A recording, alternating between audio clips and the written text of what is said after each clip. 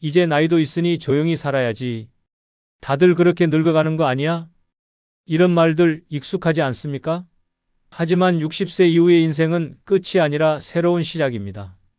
오히려 이때부터 어떻게 사느냐에 따라 앞으로 20년, 30년이 완전히 달라집니다. 젊었을 때처럼 바쁘게 살 필요는 없지만 그렇다고 하루하루 무의미하게 보낸다면 어느 순간 삶이 텅 빈 것처럼 느껴질 것입니다. 지금이야말로 내 인생의 황금기로 만들 기회입니다. 아무런 준비 없이 그냥 나이만 먹으면 결국 무료한 하루와 끝없는 후회만 남습니다. 하지만 조금만 다르게 생각하고 행동하면 60세 이후의 삶은 누구보다 빛날 수 있습니다. 지금부터 가장 빛나는 노년을 위해 절대 놓쳐서는 안 될 6가지 방법을 알려드리겠습니다. 지금 이 순간 당신의 인생이 새롭게 시작됩니다. 먼저 구독, 좋아요 버튼을 눌러주세요. 첫 번째 방법은 건강이 최우선이다. 매일 몸을 움직여라입니다. 나이 들면 원래 여기저기 쑤시는 거야. 허리 아프고 무릎 시린 게 당연하지. 많은 사람들이 이렇게 말합니다. 하지만 정말 그럴까요? 나이가 들어서가 아니라 몸을 제대로 관리하지 않아서 아픈 것입니다. 가만히 앉아서 TV만 보고 걷지도 않고 근력 운동도 하지 않으면 당연히 몸이 망가질 수밖에 없습니다. 오늘 하루 안 움직였다고 당장 큰일이 나는 건 아니지만 이런 생활이 일주일, 한 달, 1년이 되면 몸은 서서히 망가지고 결국에는 계단 하나 오르내리는 것도 힘들어집니다. 그냥 푹 쉬면 괜찮아지겠지. 조금만 걸어도 숨이 차. 난 운동 체질이 아닌가 봐. 운동을 하지 않는 사람들의 흔한 변명입니다. 하지만 운동을 멀리하면 근육이 빠지고 혈관이 막히고 심장은 약해집니다. 건강을 유지하는 가장 간단한 방법은 매일 몸을 움직이는 것입니다. 뭘 어떻게 운동해야 해? 헬스장 가야 하나? 너무 번거로운데. 운동을 어렵게 생각할 필요 없습니다. 가장 쉬운 운동이 최고의 운동입니다. 아침에 일어나서 가벼운 스트레칭을 하고 하루 30분 이상 걷는 것만으로도 건강에 큰 변화를 가져올 수 있습니다.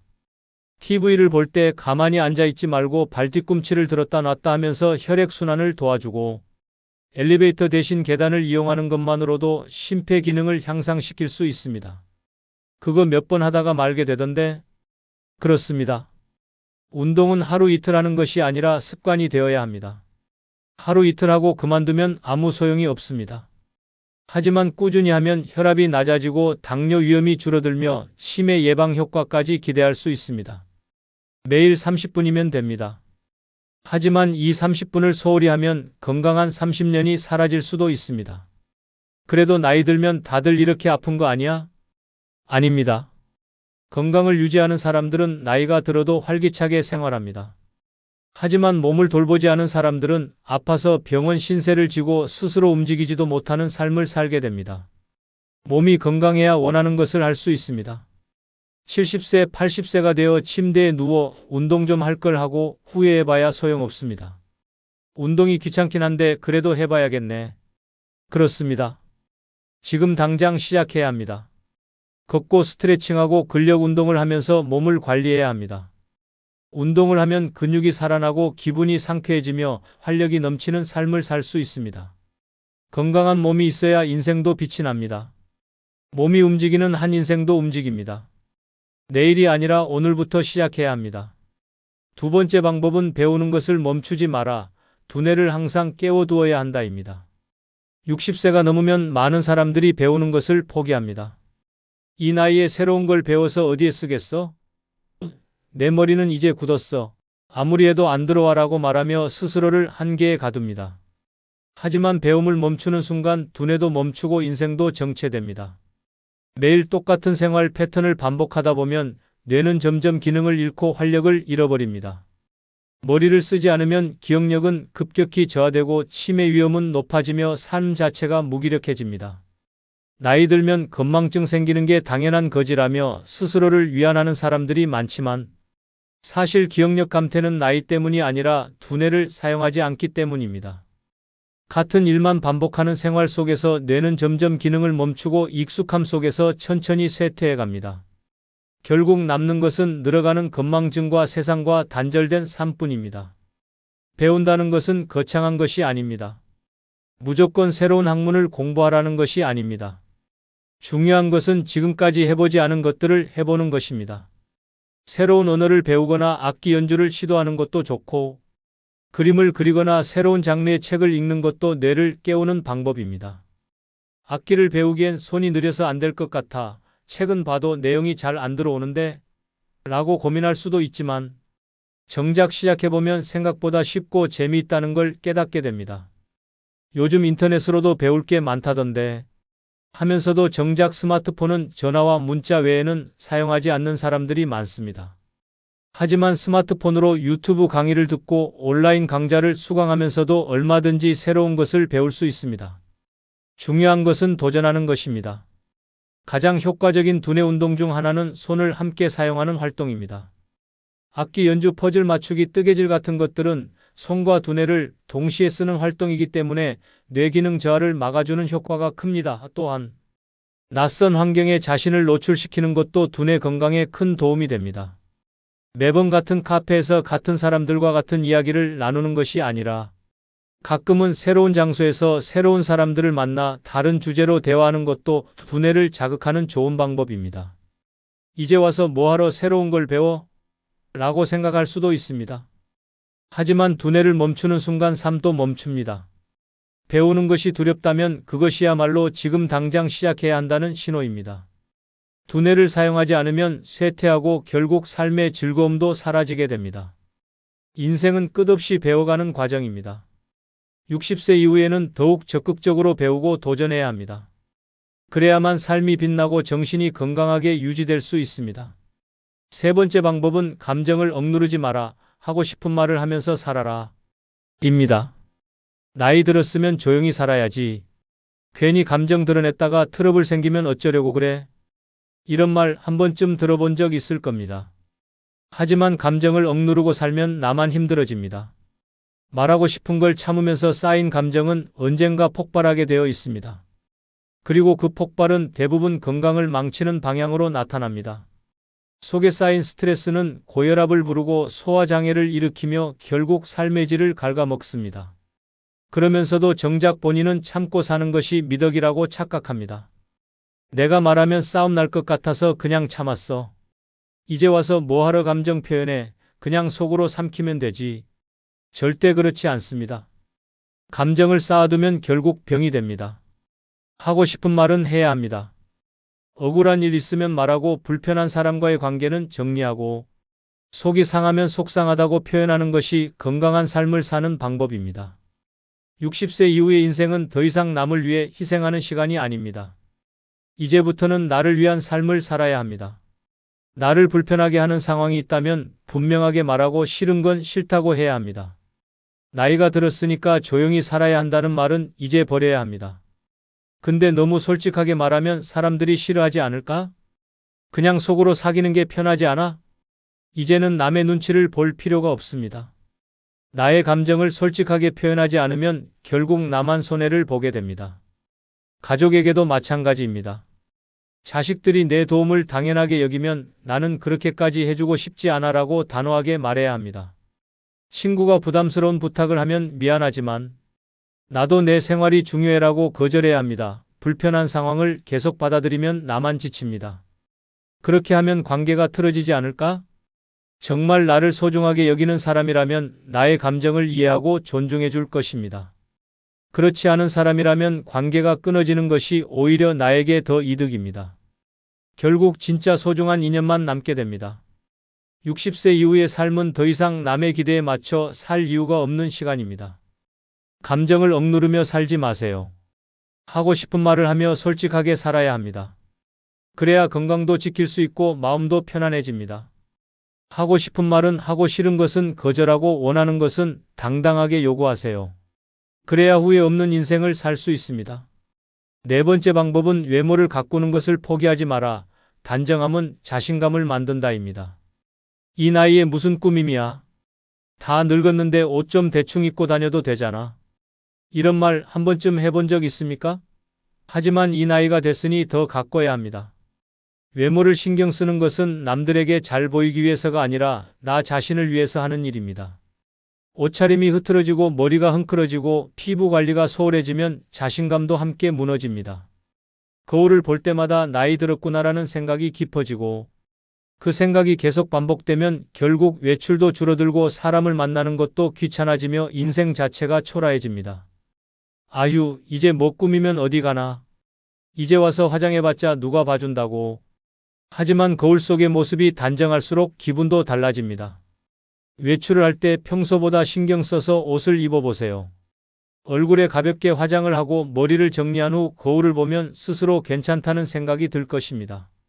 이런 사소한 변화가 하루의 기분을 바꾸고 그 하루가 쌓여 결국 삶의 태도를 바꿉니다. 그래도 주변에서 이상하게 보지 않을까? 나이 들어서 너무 꾸미면 오히려 웃긴 거 아닌가? 절대 그렇지 않습니다. 깔끔한 외모와 단정한 스타일은 나이에 상관없이 사람을 돋보이게 만듭니다. 요란하게 치장할 필요는 없습니다. 하지만 최소한의 관리만 해도 인상이 달라지고 사람들의 대우도 달라집니다. 같은 옷이라도 다림질해서 입고 깨끗한 신발을 신는 것만으로도 분위기가 달라집니다. 에이, 다 귀찮아. 그냥 있는 대로 살래. 이런 생각이 드는 순간 늙어가는 속도가 빨라집니다. 외모를 가꾸는 것은 단순한 치장이 아닙니다. 내가 나를 어떻게 대하는지 보여주는 태도입니다. 나를 소중하게 생각하고 신경 쓰면 주변 사람들도 나를 그렇게 대합니다. 외모를 포기하면 자존감이 떨어지고 자존감이 떨어지면 삶 전체가 무너집니다. 이제 와서 가꾼다고 뭐가 달라지겠어? 달라집니다. 하루하루 거울을 보며 오늘도 괜찮다고 느끼는 순간 삶의 태도가 바뀌고 자신감이 생깁니다. 사람을 만날 때도 더 당당해지고 밖으로 나가는 일이 즐거워집니다. 결국 외모를 가꾸는 것은 자신을 가꾸는 일입니다. 나를 위해서 깨끗하고 단정한 모습을 유지하세요. 그러면 삶이 훨씬 더 빛나게 될 것입니다. 5번째 방법은 불필요한 인간관계를 정리하고 진짜 친구만 남겨야 합니다. 그래도 인맥은 많을수록 좋은 것 아닙니까? 사람을 정리하는 것이 너무 차갑지 않습니까? 이렇게 말하는 사람들이 많습니다. 하지만 나이가 들수록 인간관계는 꼭 필요한 사람들만 남겨야 합니다. 가짜 친구들, 형식적인 관계, 나를 피곤하게 만드는 인간들과 계속 엮이면 내 정신만 피폐해질 뿐입니다. 불필요한 인간관계를 유지하는 것은 오히려 내 삶의 에너지를 빼앗는 일입니다. 제가 먼저 연락하지 않으면 아무도 찾아오지 않더군요. 혼자 노력하는 관계 같아서 마음이 복잡합니다. 그렇다면 이미 답은 나와 있습니다. 진짜 친구는 내가 노력하지 않아도 자연스럽게 이어지는 관계입니다. 연락을 끊었을 때 자연스럽게 멀어지는 사람이라면 애초에 그 정도의 인연이었을 뿐입니다. 나이가 들수록 억지로 관계를 유지할 필요가 없습니다. 대신 정말로 내 인생에서 가치 있는 사람, 힘들 때 나를 지지해주는 사람 만나면 마음이 편안한 사람들만 남겨야 합니다. 그래도 오랫동안 알고 지낸 사이인데 너무 냉정하게 끊는 것 아닙니까? 어쩌면 시간이 지나면 다시 좋은 관계가 될 수도 있지 않겠습니까? 무조건 모든 관계를 끊어야 한다는 것은 아닙니다. 하지만 나를 소모하게 만드는 관계라면 과감하게 정리해야 합니다. 자꾸 부정적인 말만 하는 사람, 나를 이용하려는 사람, 필요할 때만 연락하는 사람, 만날 때마다 기운이 빠지는 사람과의 관계는 더 이상 붙잡고 있을 이유가 없습니다. 그런데 인간관계를 줄이면 너무 외로워지지 않겠습니까? 오히려 반대입니다. 가짜 친구가 많으면 내 마음을 터놓을 사람이 없습니다. 하지만 진짜 친구 한두 명만 있어도 외롭지 않습니다. 중요한 것은 숫자가 아니라 관계의 질입니다. 형식적인 인맥 100명보다 진짜 친구 1명이 훨씬 더 가치 있습니다. 이제 남은 인생, 진짜로 나를 아끼고 이해해주는 사람들과 함께 해야 합니다. 불필요한 관계를 정리하는 것은 차가운 것이 아니라 내 인생을 더 따뜻하게 만드는 선택입니다. 소중한 것만 남기는 삶이야말로 60세 이후 가장 빛나게 살아가는 방법입니다. 6번째 방법은 나를 위한 작은 사치를 즐겨라. 지금이 아니면 언제 하겠는가입니다. 이 나이에 무슨 사치야? 애들도 키우고 손주도 봐야 하는데 돈 아껴야지. 많은 사람들이 이렇게 말합니다. 하지만 한번 생각해 보십시오. 젊었을 때는 아이들 키우느라, 가족 부양하느라, 집안 살림하느라, 남들 챙기느라 정작 나 자신을 위한 사치는 한 번도 누려보지 못한 채 살아오지 않았습니까? 이제 60세를 넘겼다면 더 이상 뒤로 미룰 시간이 없습니다. 지금이 아니면 도대체 언제 나를 위한 삶을 살겠습니까? 그래도 남들이 보면 사치한다고 흉보지 않을까요? 괜히 돈을 함부로 쓴다고 걱정하는 사람도 있을 텐데, 이제 남들의 시선을 신경 쓸 필요가 없습니다. 사치는 남들에게 보여주기 위한 것이 아닙니다. 나를 위해 내 삶을 더 행복하게 만들기 위한 것입니다. 꼭 명품 가방을 사고 해외여행을 가야 사치가 아닙니다. 평생 참고 아껴왔던 것들을 하나씩 누려보는 것이 바로 나를 위한 작은 사치입니다. 하지만 큰돈 쓰는 건 부담스럽잖아요.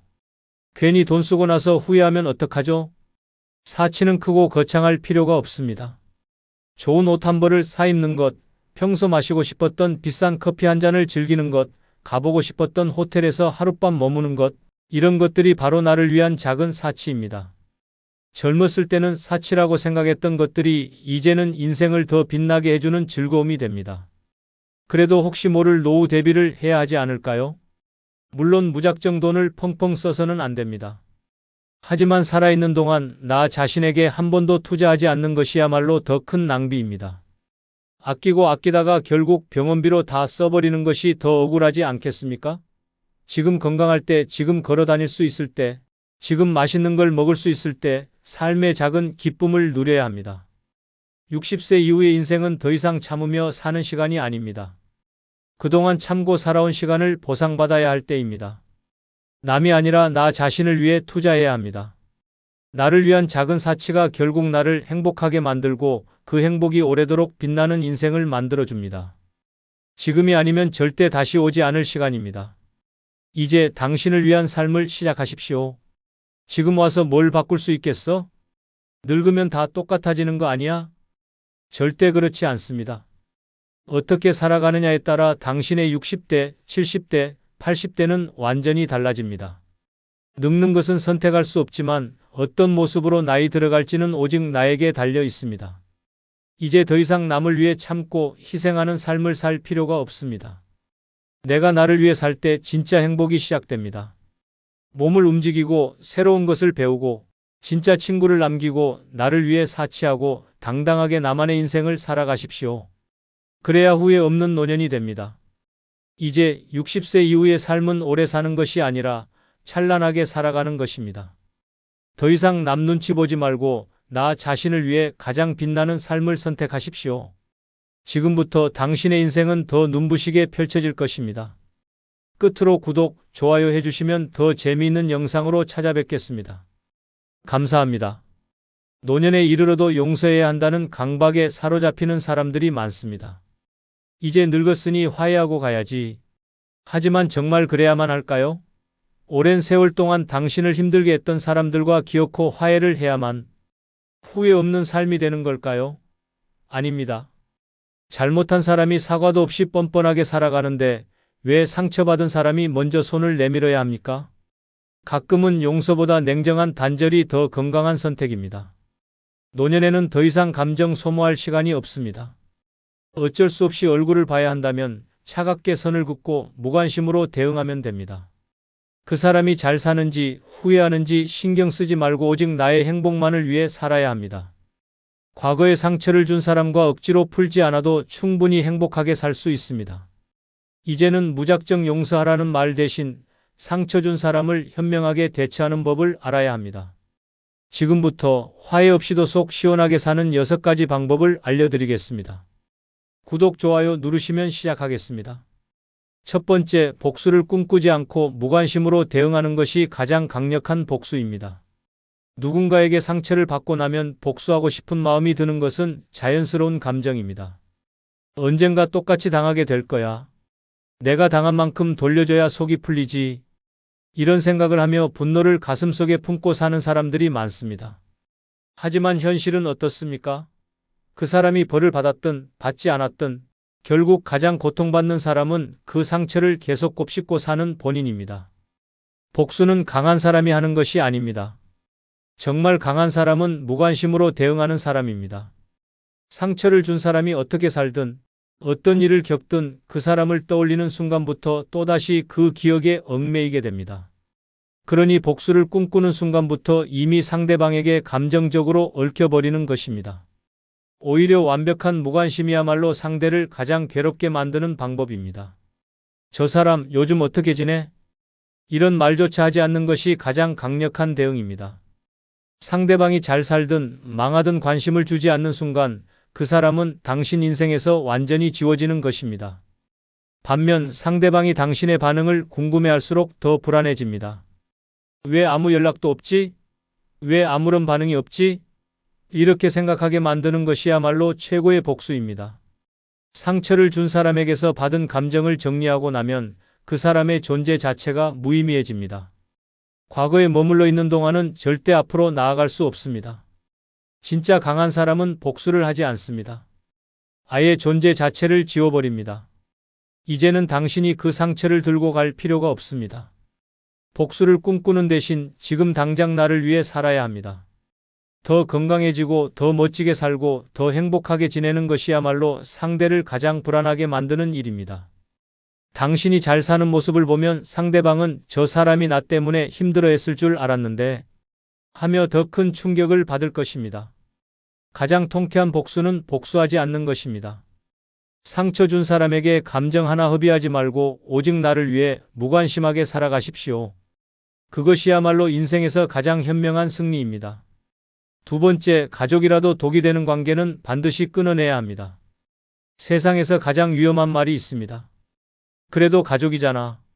이 말 한마디 때문에 수많은 사람들이 고통 속에서 벗어나지 못하고 평생을 참고 살아갑니다. 하지만 생각해 보십시오. 피 한 방울 섞였다고 해서 평생 나를 괴롭힌 사람을 계속 안고 살아야 하는 걸까요? 가족이라는 이유로 상처를 주는 사람은 오히려 남보다 더 위험한 존재가 될 수도 있습니다. 독이 되는 가족은 대놓고 나를 괴롭히지 않습니다. 하지만 말 한마디, 행동 하나하나가 계속 나를 무너뜨립니다. 넌 예전부터 하는 게 늘 그 모양이야. 그래도 자식이면 부모한테 이 정도는 해야 하는 거 아니냐? 이런 말들이 한두 번이면 참을 수도 있습니다. 하지만 평생 듣다 보면 나도 모르게 나는 부족한 사람이구나 하고 세뇌되기 시작합니다. 가족이란 이름을 걸고 죄책감을 심어주고 의무를 강요하고 경제적으로 기대려 하는 사람들이 많습니다.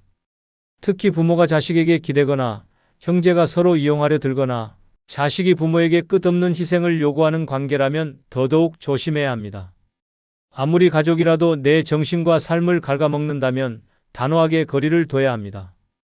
그래도 피부치인데 어떻게 인연을 끊어요? 이런 고민을 하는 사람들이 많습니다. 하지만 독이 되는 관계는 피를 나눴다고 해서 절대 변하지 않습니다.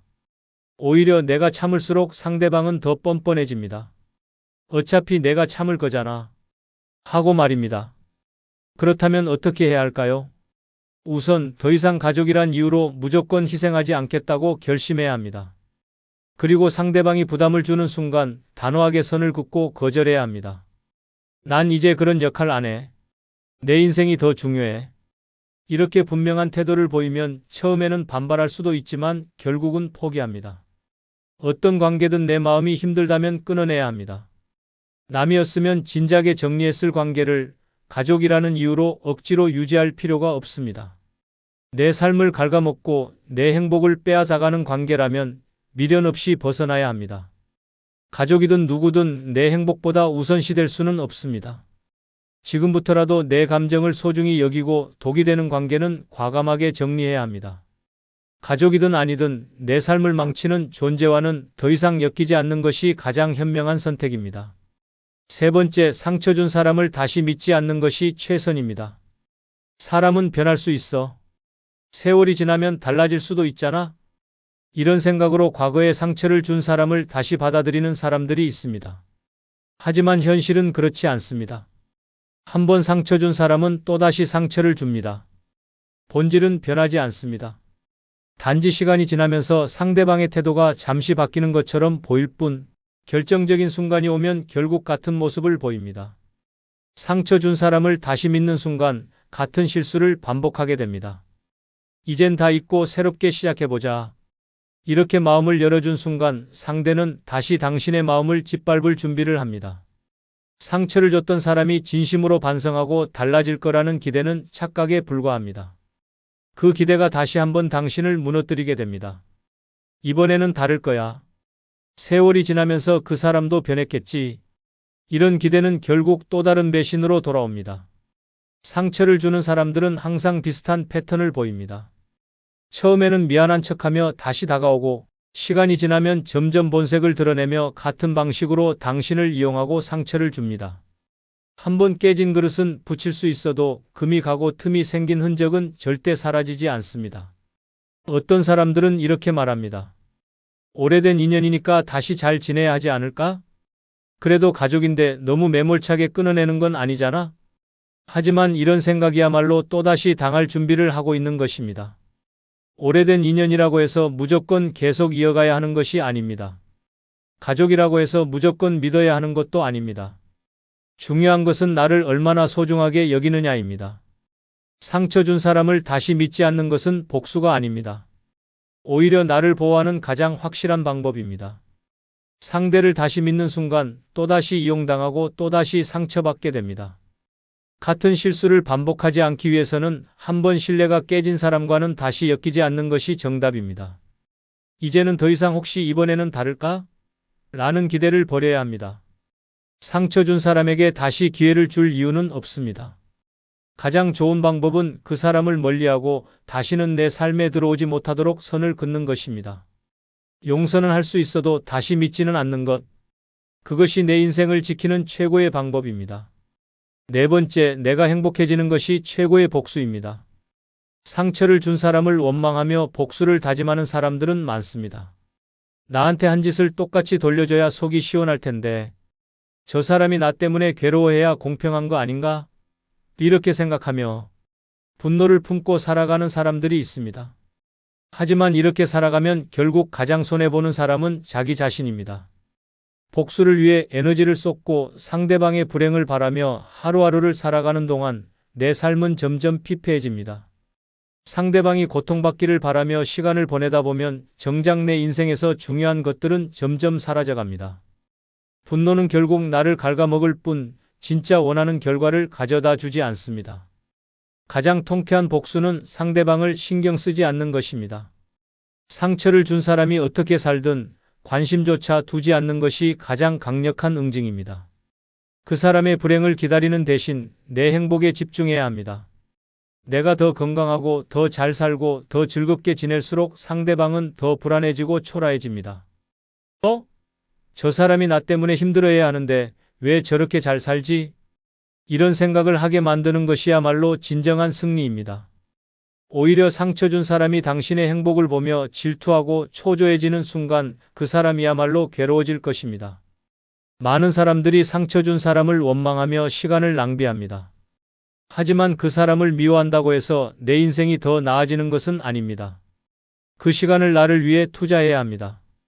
멋진 옷을 입고 맛있는 음식을 먹고 여행을 떠나고 새로운 것을 배우고 좋은 사람들과 함께 시간을 보내며 내 인생을 즐기는 것이야말로 최고의 복수입니다. 그래, 넌 나한테 상처를 줬지만 난 여전히 잘 살고 있어. 이런 메시지를 행동으로 보여줄 때 상대방은 뒤늦게 후회하게 됩니다. 하지만 그때는 이미 늦었습니다. 당신은 이미 행복해졌고 그 사람은 더 이상 당신에게 아무런 영향도 미칠 수 없기 때문입니다. 이제는 더 이상 과거에 얽매여 살아서는 안 됩니다. 원망하고 복수를 꿈꾸고 그 사람의 불행을 기다리는 것은 결국 나만을 망가뜨릴 뿐입니다. 진짜 승자는 복수를 꿈꾸는 사람이 아니라 과거를 뒤로하고 더 나은 삶을 살아가는 사람입니다. 상처 준 사람에게 허락된 유일한 복수는 내가 행복해지는 것입니다. 그것이야말로 그들을 가장 강하게 무너뜨리는 방법입니다. 다섯 번째, 불필요한 대화를 줄이고 필수적인 말만 하는 것이 현명한 대처입니다. 사람들은 종종 상처 준 사람과 마주하게 됩니다.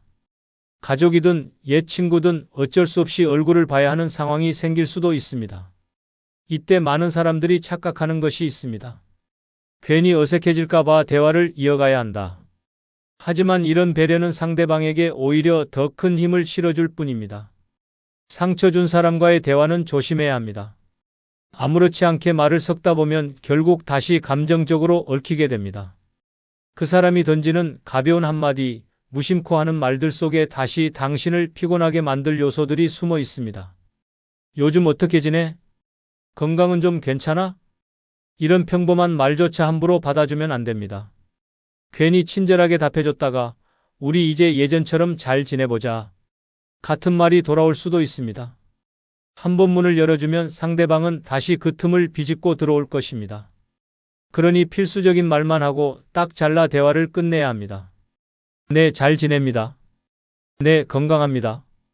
이렇게 짧고 간결한 답변으로 대화를 마무리해야 합니다. 감정이 담긴 말은 최대한 줄이고 상대방이 대화를 이어가려 해도 단호하게 끊어야 합니다. 그동안 어떻게 지냈어? 이 질문에 감정을 담아 잘 지냈어? 요즘 이런저런 일도 있었고 하고 대답하면 상대방은 다시 과거의 관계로 돌아가려 합니다. 하지만 그냥 똑같이 지냈어? 하고 퉁명스럽게 말하면 더 이상 할 말이 없게 됩니다. 많은 사람들이 착각하는 것이 있습니다. 예의상 대화는 해야 한다. 하지만 예의는 한 번 상처 준 사람이 지킬 것이지 상처받은 사람이 먼저 배려해야 할 이유는 없습니다. 상처 준 사람에게 친절을 베풀면 그들은 오히려 봐라, 이제 다 괜찮아졌네 하고 착각합니다. 대화가 길어질수록 다시 감정이 엉키고 결국 상대방에게 휘둘릴 가능성이 높아집니다. 상처 준 사람과의 대화는 절대 길게 이어갈 필요가 없습니다. 필요한 말만 하고 감정 없이 짧게 끝내는 것이 가장 강력한 무기입니다. 더 이상 불필요한 대화로 감정 소모하지 마십시오. 상대방이 뭐라고 하든 간결한 답변으로 끝내고 내 인생을 지키는 것이야말로 최고의 전략입니다. 말을 섞을수록 다시 엮인다. 이 원칙을 잊지 마십시오. 6번째, 원망할 시간을 나를 위해 사용하는 것이 진정한 해방입니다. 사람들은 상처를 받고 나면 오랫동안 그 기억을 곱씹습니다. 왜 저 사람은 나한테 그런 짓을 했을까? 내가 뭘 그렇게 잘못했길래 저런 취급을 받아야 했을까? 이런 생각들로 밤잠을 설치고 시간이 지나도 분노와 원망이 사라지지 않습니다. 하지만 냉정하게 말하면 이렇게 생각하는 시간조차 아깝습니다. 내가 원망한다고 해서 그 사람이 바뀔까요? 내가 분노한다고 해서 과거가 바뀔까요? 절대 그렇지 않습니다. 오히려 원망을 품고 살아가는 동안 내 감정은 지치고 내 에너지는 소모되고 내 인생은 점점 초라해질 뿐입니다. 더 충격적인 사실은 내가 아무리 상대를 원망해도 그 사람은 전혀 신경도 쓰지 않는다는 것입니다. 내가 속 끓이며 괴로워하는 동안 상대방은 태연하게 자기 인생을 즐기고 있을 수도 있습니다. 그러니 원망은 결국 나 혼자만의 감정 소모일 뿐입니다. 그러면 어떻게 해야 할까요? 원망하는 시간을 오롯이 나를 위해 써야 합니다. 상대방을 미워하는 대신 그 에너지를 내가 더 잘 사는데 집중해야 합니다. 1시간 동안 그 사람을 원망할 바에야 그 시간에 더 좋은 음식을 먹고 더 멋진 옷을 입고 더 즐거운 시간을 보내야 합니다. 그것이야말로 진짜 복수이자 승리입니다. 그래, 내가 나한테 못되게 굴었지만 난 더 잘 살 거야. 이런 마인드를 가지는 순간부터 인생이 달라집니다. 상대방이 어떻게 살든 관심을 끄고 오직 나를 위한 시간으로 채우는 것이야말로 최고의 선택입니다. 많은 사람들이 과거에 얽매여 한순간도 벗어나지 못합니다. 하지만 과거는 과거일 뿐 이미 지나간 일입니다. 앞으로 남은 인생이 더 중요합니다. 과거의 상처를 곱씹으며 시간을 낭비하지 말고 지금 이 순간을 즐기는 것이야말로 진정한 자유입니다. 지금부터라도 원망할 시간을 나를 위해 사용하십시오. 상대방을 미워하며 보낼 10년보다 나를 위해 행복하게 보낼 1년이 훨씬 가치 있습니다. 가장 뼈아픈 복수는 원망이 아니라 나는 더 잘 살고 있다는 사실을 보여주는 것입니다. 이제부터라도 나를 위한 시간을 만들어야 합니다. 원망이 아닌 행복을 선택하십시오. 7번째, 관계를 정리하고 후회하지 않는 것이 가장 현명한 선택입니다. 상처를 주는 사람과의 관계를 끊어야 한다는 걸 알면서도 많은 사람들이 망설입니다. 그래도 오래된 인연인데 혹시 나중에 후회하면 어쩌지? 이런 생각이 머릿속을 떠나지 않습니다. 하지만 분명히 알아야 합니다. 상처를 주는 사람은 변하지 않습니다. 변해야 하는 건 바로 나 자신입니다. 상처를 주고도 아무렇지 않게 살아가는 사람과 계속 관계를 유지하면 고통받는 건 결국 나 혼자입니다. 상대방은 당신을 이용하고 감정을 소비하게 만들고 후회하게 만들 뿐입니다. 더 이상 그런 관계를 붙들 이유가 없습니다. 관계를 정리할 때는 반드시 단호해야 합니다. 어떻게 멀어질까? 고민하는 순간 상대는 당신이 여전히 망설이고 있다는 걸 눈치챕니다. 그래서 다시 다가오고 다시 당신을 흔들고 다시 상처를 줄 준비를 합니다. 그러니 단호하게 정리해야 합니다. 연락을 줄이고 불필요한 만남을 피하고 감정적으로 휘둘리지 않는 것이 가장 중요합니다. 혹시 상대방이 뒤늦게 우리 다시 잘 지내보자라며 손을 내밀어도 흔들릴 필요 없습니다. 한번 신뢰가 깨진 관계는 절대 원래대로 돌아가지 않습니다.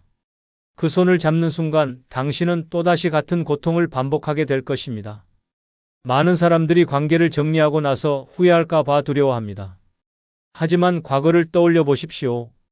그 사람이 당신에게 준 상처와 배신을 떠올리면 후회할 이유가 없다는 걸 깨닫게 될 것입니다. 관계를 정리한 후에는 오히려 후련함과 평온함이 찾아옵니다. 상처받을 일도 없고 감정적으로 소모될 필요도 없습니다. 관계를 끊는 것이 미안하게 느껴질 수도 있습니다. 하지만 내 인생에서 나를 힘들게 하는 관계를 유지하는 것이야말로 더 큰 잘못입니다. 내 행복을 위해서라면 아무리 오랜 인연이라도 끊어낼 용기가 필요합니다. 이제는 더 이상 고민하지 말아야 합니다. 당신을 힘들게 한 사람에게 더 이상 기회를 줄 필요 없습니다. 관계를 정리하는 순간 후회가 아니라 해방감을 느낄 것입니다. 그리고 깨닫게 될 것입니다. 진짜 후회할 일은 이런 결정을 더 빨리 하지 않았다는 사실이라는 것입니다. 구독자 여러분, 살다 보면 내 주변 사람들과 상처를 주고받는 관계가 생기기 마련입니다. 하지만 상처를 줬다고 해서 모든 관계를 억지로 회복해야 할 필요는 없습니다. 화해가 무조건 좋은 것만은 아닙니다. 오히려 억지로 관계를 유지하려다 보면 다시 상처받고 다시 후회하게 될 가능성이 큽니다. 그렇다면 가장 현명한 방법은 무엇일까요? 바로 나를 위한 삶을 사는 것입니다. 더 이상 과거의 상처를 곱씹지 않고 복수를 다짐하지도 않으며 불필요한 감정 싸움에서 벗어나는 것. 그것이야말로 진짜 승리입니다. 상처 준 사람과 다시 친해질 필요도 마음을 터놓을 필요도 없습니다.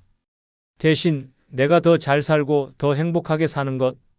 그것이야말로 최고의 응징입니다. 이제부터는 남은 인생을 나를 위해 써야 합니다.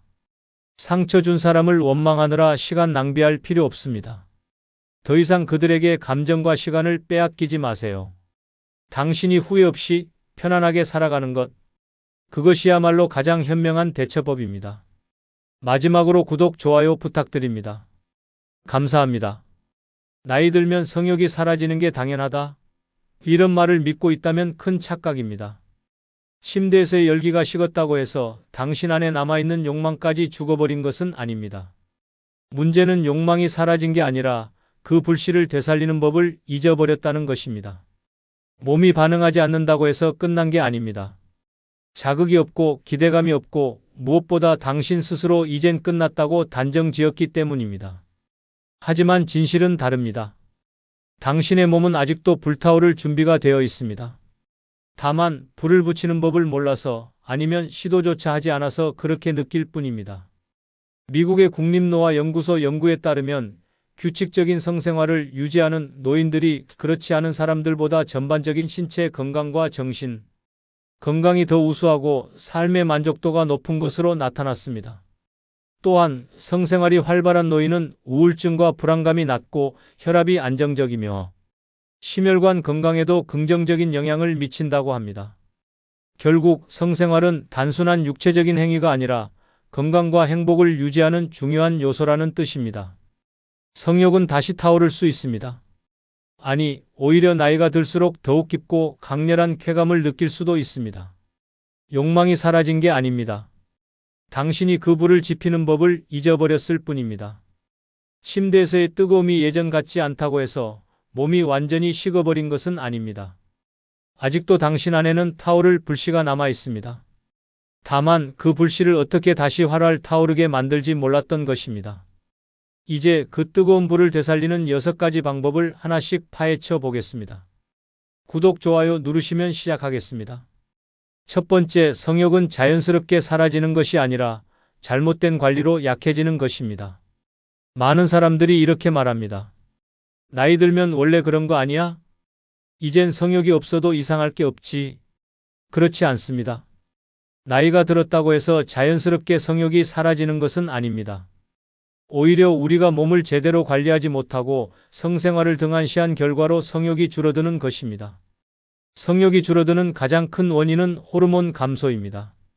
남성은 테스토스테론, 여성은 에스트로겐이 감소하면서 성적인 욕구가 줄어듭니다. 하지만 이 호르몬은 노력하면 충분히 다시 활성화할 수 있습니다.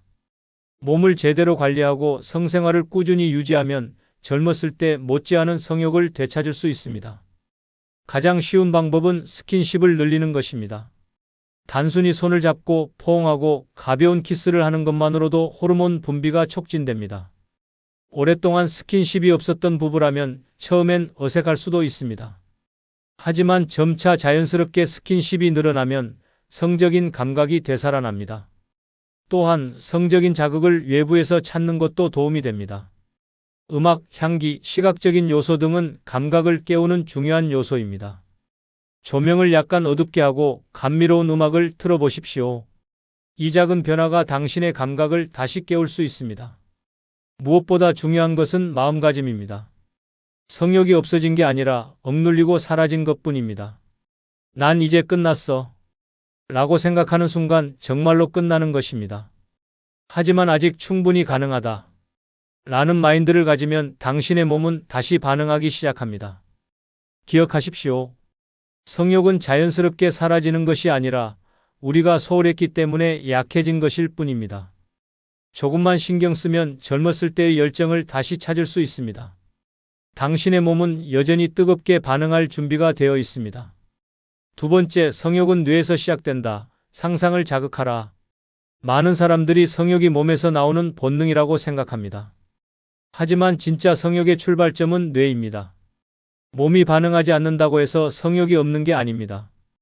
당신의 뇌가 흥분을 잊어버렸을 뿐입니다. 자극 없는 뇌는 성욕을 죽입니다. 늘 똑같은 일상, 반복되는 패턴, 감각을 깨우지 않는 무미건조한 생활을 하다 보면 뇌는 점점 둔해지고 성적인 흥분을 느끼지 못하게 됩니다. 특히 나이가 들수록 우리는 현실적이 되고 성적인 상상력마저 사라져버립니다. 하지만 좋은 소식이 있습니다. 뇌는 다시 자극하면 깨어납니다. 성욕을 살리는 가장 강력한 방법은 바로 상상력입니다. 이 나이에 무슨 상상이야? 라고 말하는 순간 당신의 성욕은 더욱 깊이 잠들어 버립니다. 하지만 과거를 떠올려 보십시오. 젊었을 때 가슴이 두근거렸던 순간, 첫사랑과 손을 잡았을 때의 짜릿한 감정, 처음으로 상대방의 숨결을 가까이에서 느꼈던 순간, 이 모든 기억은 여전히 당신의 뇌 속에 남아 있습니다. 단지 꺼내지 않았을 뿐입니다. 또한 새로운 자극을 주는 것도 방법입니다. 관능적인 음악을 듣거나 로맨틱한 영화나 소설을 접하는 것도 뇌를 자극하는 강력한 방법입니다. 시각과 청각이 자극되면 자연스럽게 감각이 깨어나고 당신의 몸도 반응하기 시작합니다. 배우자와 대화하는 방식도 바꿔보십시오. 오늘 하루 어땠어? 같은 평범한 질문 대신 당신과 함께 있으면 아직도 설레. 당신 손을 잡으면 기분이 좋아져. 이런 식으로 감각을 자극하는 말을 주고받아 보십시오. 나이가 들었다고 해서 더 이상 성적인 상상을 하면 안 되는 것이 아닙니다. 오히려 나이를 먹을수록 더 깊고 더 강렬한 감정을 가질 수 있습니다.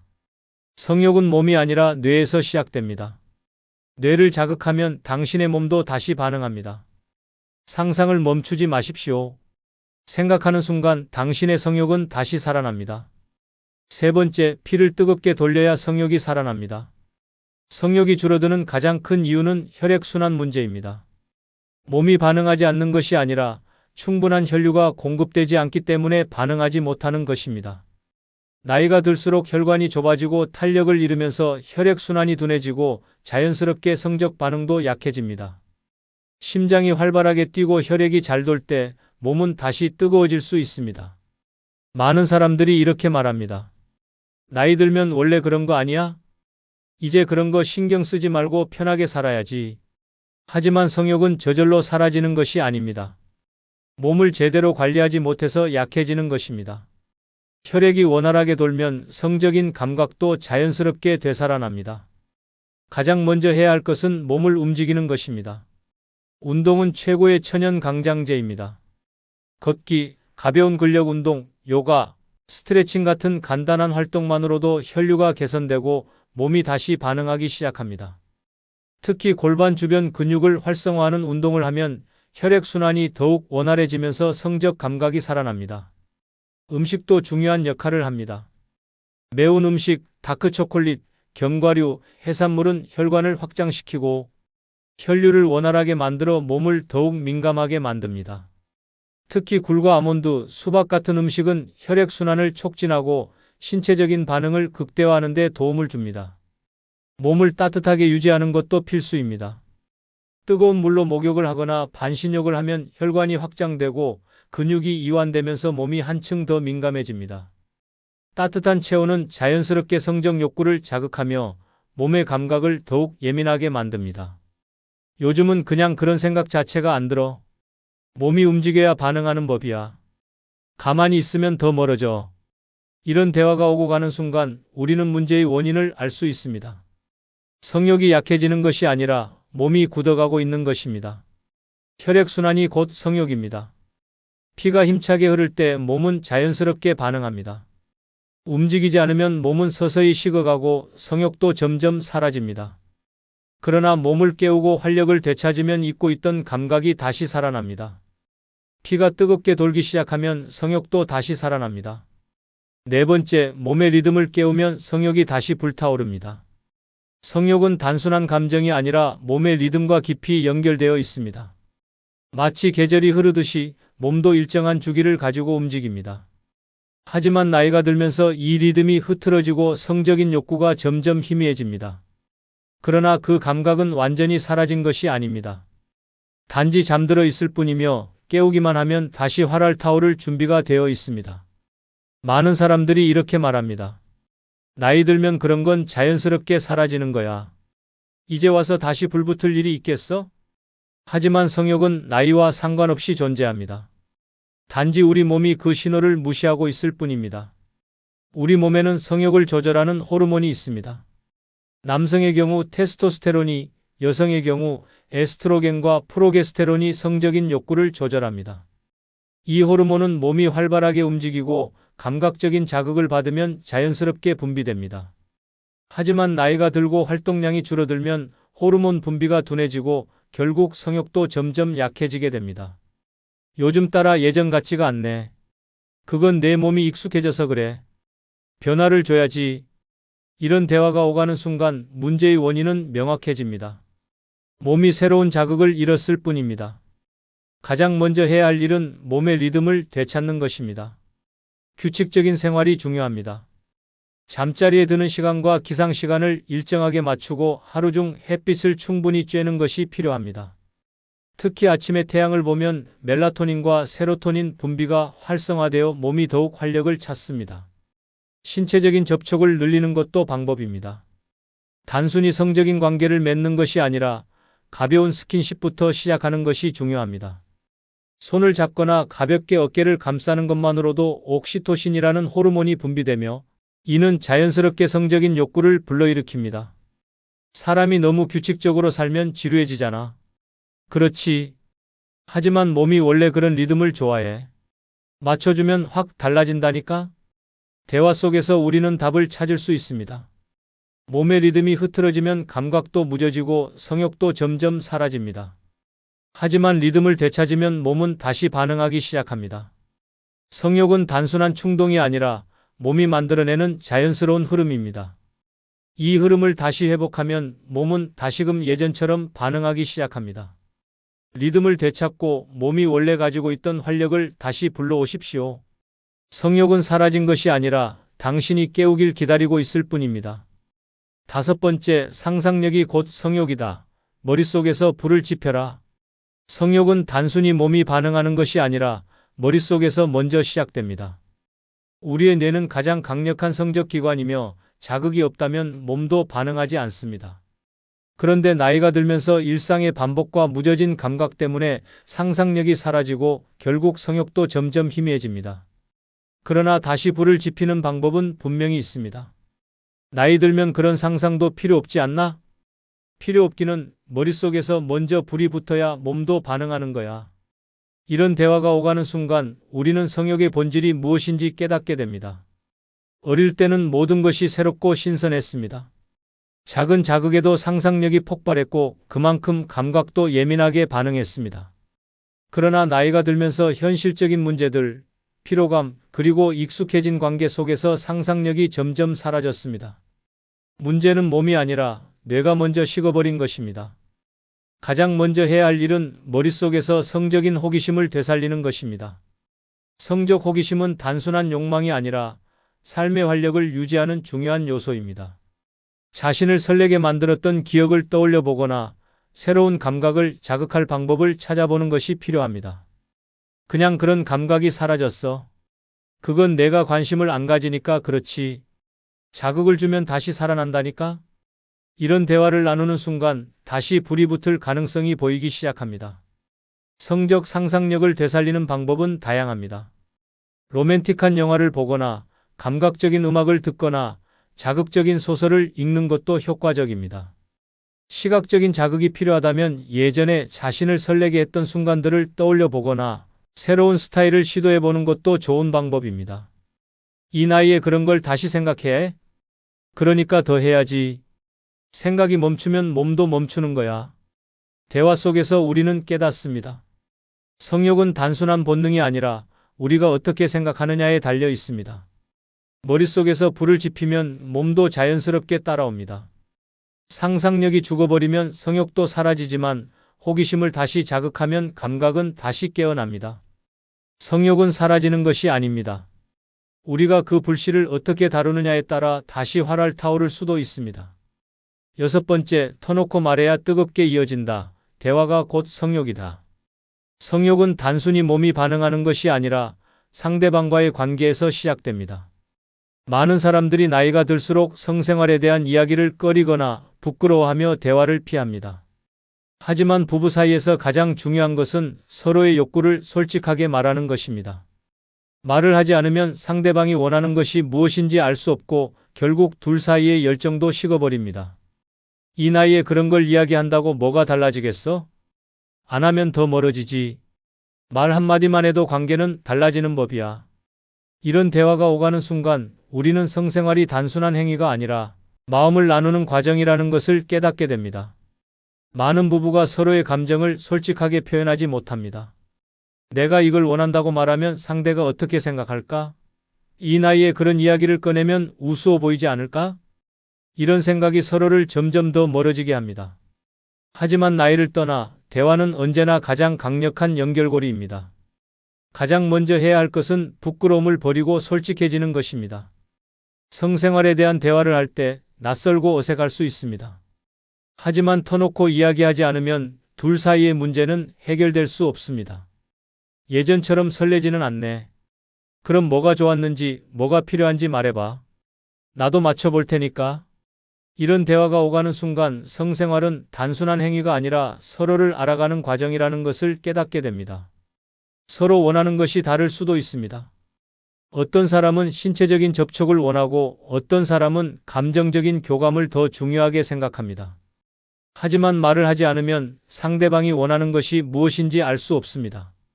한 번이라도 솔직하게 이야기해보면 오해는 사라지고 관계는 훨씬 더 깊어질 수 있습니다. 이제 와서 이런 걸 바꾸겠어? 바꾸는 게 아니라 더 좋게 만드는 거지. 이런 대화 속에서 우리는 깨닫습니다. 성생활은 나이가 중요한 것이 아니라 서로를 얼마나 이해하고 맞춰가느냐가 중요합니다. 대화를 하지 않으면 성생활도 점점 더 소원해집니다. 하지만 서로 솔직하게 터놓고 이야기하면 다시금 새로운 열정을 찾을 수 있습니다. 성욕은 단순한 본능이 아니라 서로를 이해하고 맞춰가는 과정에서 더욱 깊어지는 것입니다. 이제는 서로에게 솔직해져야 할 때입니다. 지금까지 이야기한 것들은 단순한 조언이 아닙니다. 성욕을 되살리는 확실한 방법들입니다. 나이가 들었다고 해서 더 이상 뜨거운 즐거움을 누릴 수 없다고 생각하면 착각입니다. 몸은 여전히 반응할 준비가 되어 있습니다. 문제는 그 불씨를 어떻게 다시 살리느냐에 달려 있습니다. 이제 와서 이런 걸 신경 써야 할까?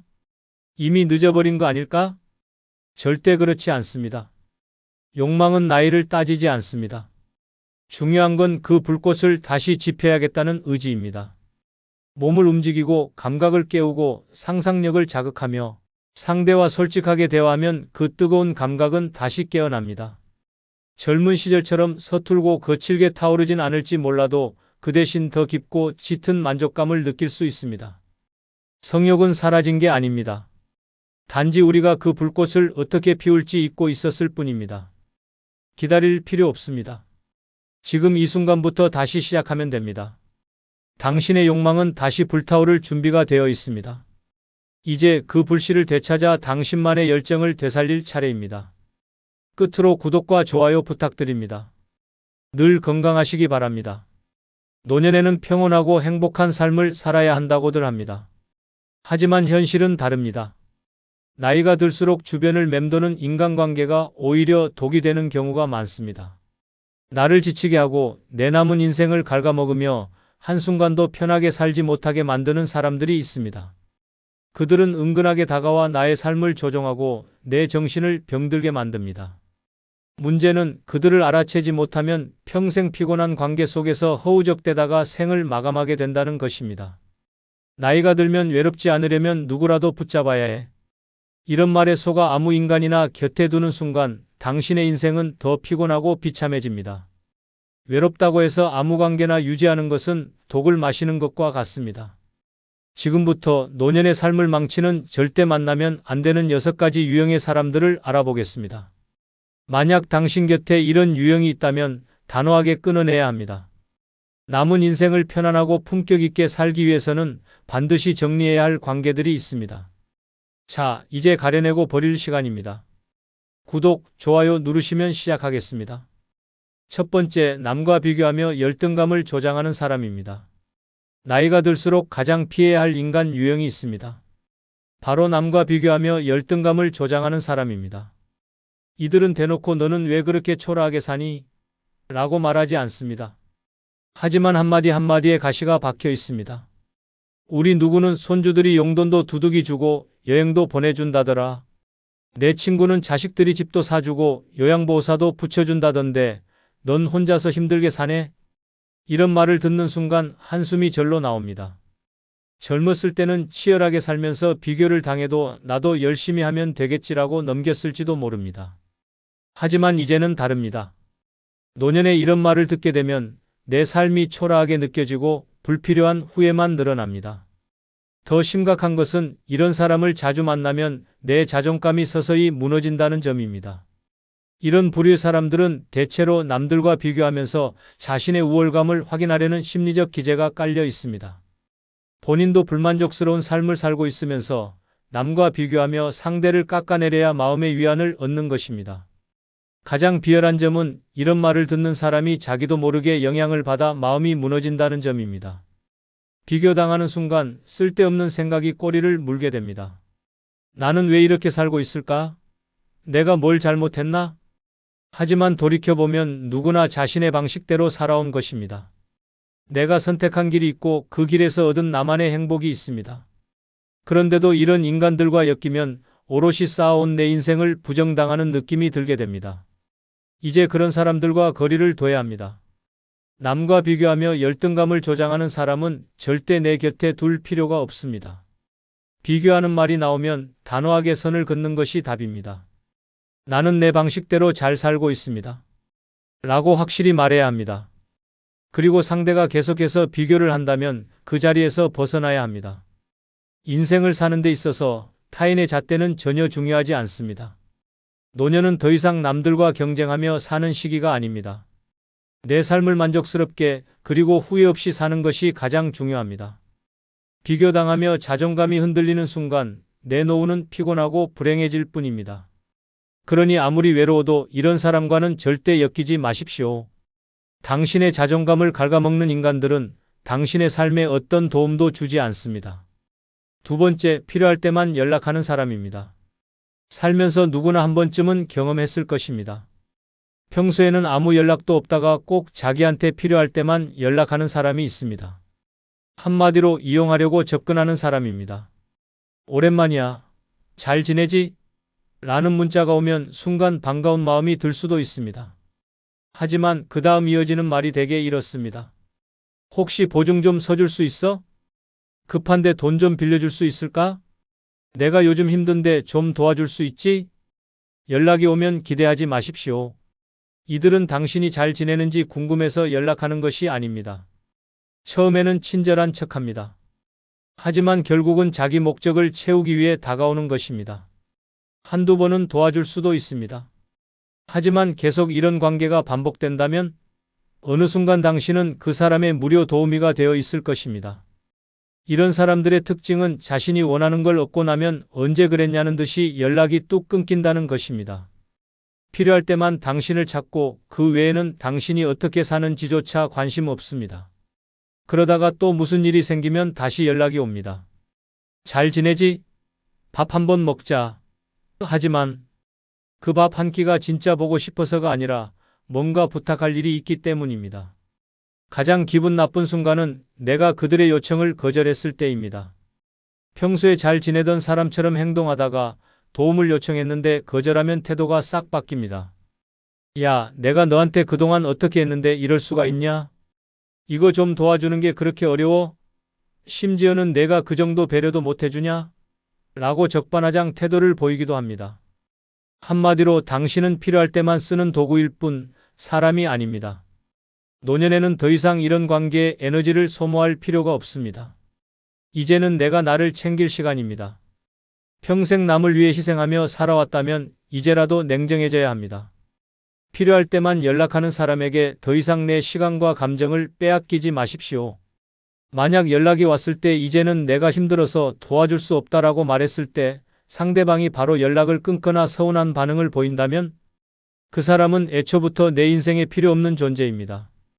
진짜 친구는 내가 힘들 때 곁에 있어주는 사람입니다. 아무리 외로워도 필요할 때만 연락하는 사람과는 엮이지 마십시오. 이런 사람을 단호하게 끊어낼수록 당신의 삶은 더 가볍고 평온해집니다. 노년에는 더 이상 남을 위해 희생하지 마십시오. 오직 나를 위한 삶을 살아야 합니다. 세 번째, 나를 깎아내려야 직성이 풀리는 사람입니다. 너는 원래 그런 사람이잖아. 아니, 그걸 몰라? 진짜 답답하다. 넌 뭘 해도 항상 부족해. 살면서 이런 말을 듣고도 속이 부글부글 끓지 않았던 적이 있습니까? 세상에는 꼭 남을 깎아내려야 본인이 우월하다고 느끼는 사람들이 있습니다. 그들의 하루 목표는 단 하나입니다. 나를 무너뜨려야 본인이 올라서는 것 같은 착각을 하는 것입니다. 처음에는 농담처럼 시작합니다. 야, 그 나이에 그거 할 수 있겠어? 아이고, 그 정도로 만족하면 안 되지. 처음에는 장난이라고 넘길 수도 있습니다. 하지만 시간이 지나면서 그들의 태도는 점점 노골적으로 변합니다. 이런 사람들의 특징은 상대가 길을 펴지 못하도록 끊임없이 깎아내린다는 것입니다. 자신이 직접 나를 괴롭히지 않더라도 내 앞에서 다른 사람과 비교하며 나를 초라하게 만듭니다. 누구네 집 아들은 이번에 해외여행 갔다더라. 너는 뭐하고 지내? 내 친구는 벌써 손주까지 봤다던데 너는 언제쯤 그런 기쁨을 줄 거냐?